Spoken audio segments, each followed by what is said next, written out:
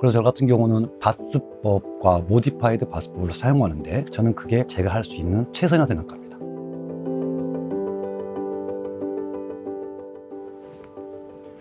안녕하세요. 치과의원 대표원장 최민호입니다. 오늘의 주제는 잇몸관리입니다. 일단 저는요, 우리가 보통 이 닦을 때 333 법칙이라고 하죠.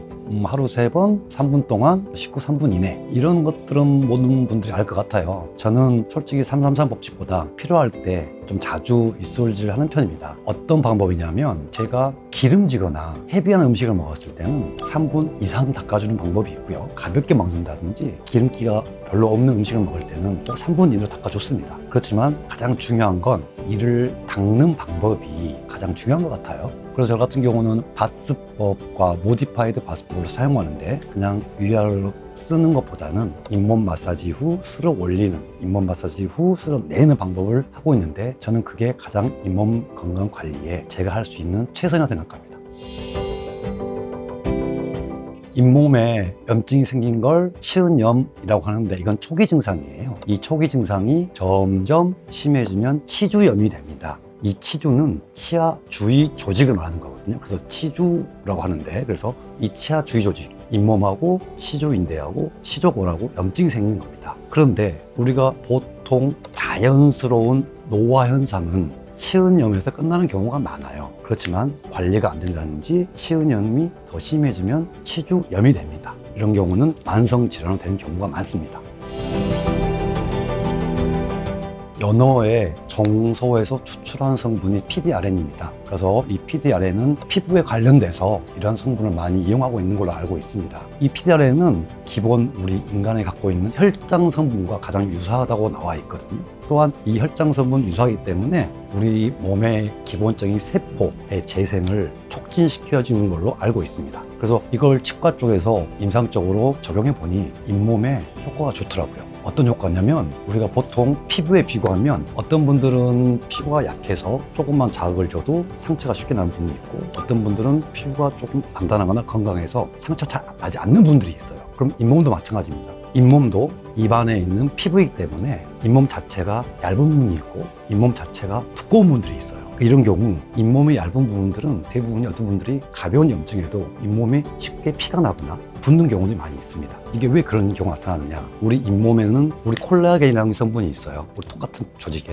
이 콜라겐이 많으면 외부 저항에 강하고, 콜라겐이 적으면 외부 저항에 약합니다. 결국 콜라겐이 적을수록 잇몸 염증이 잘 생긴다는 거죠. 여기에 콜라겐을 주입했더니 훨씬 잇몸 염증이 완화되고 정상 잇몸 조직으로 돌아가는 경우가 빨라졌습니다. 그래서 저희 안녕하세요 치과에서는 PDRN을 잇몸이 원래 약하신 분들을 위해서 사용하고 있지만 의외로 좋은 결과가 나오고 있습니다. 이 PDRN 주사는 보통 치과 분들이 오시면 일단 무서워하잖아요. 주사로 맞춰야 한다? 이 자세만 보면 무서워하기 때문에. 그렇지만 이 PDRN 주사는 짧은 주사기를 사용하기 때문에 많이 아프지도 않고요. 또 그래도 아픈 경우를 위해서라도 마취제를 섞어서 주사 놓기 때문에 최소한의 통증만 있어서 맞는 분들이 크게 부담이 없습니다. 이 PDRN 주사는 주 목적이 잇몸의 조기 재생을 목적으로 하고요. 그 다음에 염증 완화 효과가 있기 때문에 초기에는 한 달에 한 번꼴로 해서 3회를 추천드리고, 이런 잇몸이 다시 정상적으로 돌아가면은 1년에 2번 정도, 6개월에 한 번 정도만 맞아도 정상적인 잇몸 관리를 할 수 있을 거라 생각됩니다.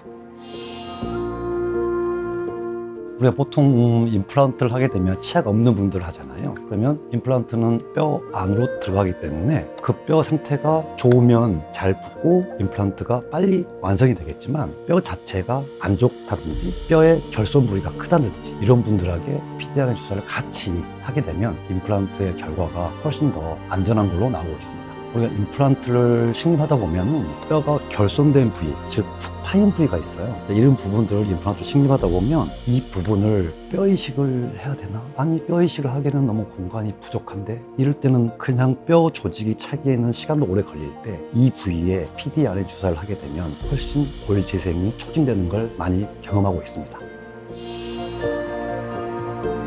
저도 이제 시니어지만 완성형이 아니라 계속 배우면서 새로운 진료도 방법도 기술도 취득해야 저도 좀 더 진료가 완성되지 않을까 생각을 해서 저희 치과 의사가 알고 있는 정보 매체라든지 다른 쉽게 말하면 유튜브 이런 해외 매체도 많이 연구하고 결국 적용해 보면은 물론 시행착오가 있겠지만 더 좋은 결과가 만들어지고 있습니다.